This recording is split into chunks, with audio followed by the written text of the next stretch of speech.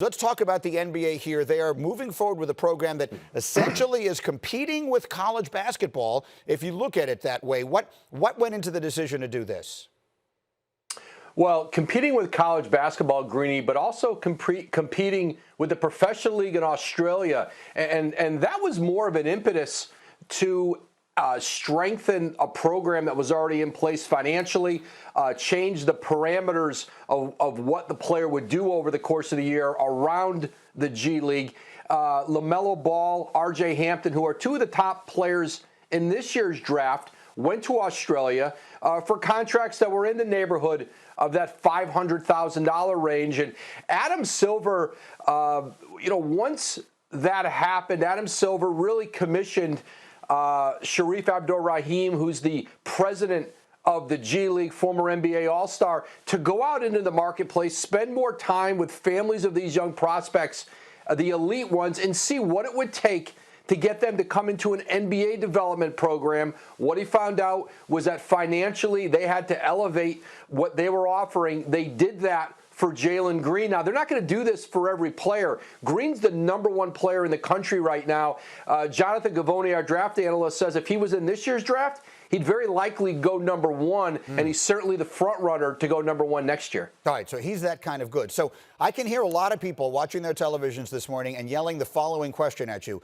Woj, if the NBA doesn't want these players going to Australia and wants them to stay stateside and wants them to be able to get their market value, why don't they just allow them to come to the NBA directly out of high school? What is holding that up?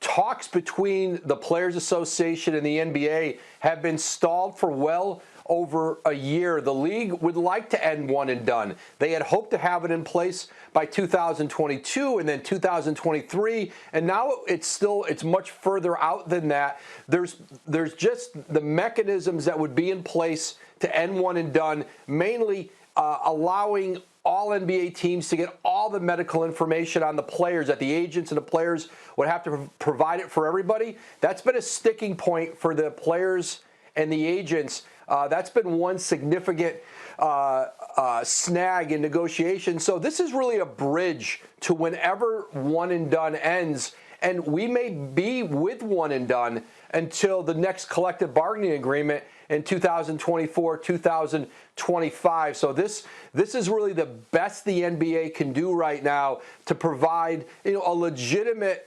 alternative to college basketball or having to go to Australia. And another factor for Adam Silver, now his teams don't have to travel across the world to scout elite American prospects in Australia. They would have them here to be scouted in that interim year before they head to the NBA draft. Thank you for watching ESPN on YouTube. For live streaming sports and premium content, subscribe to ESPN+.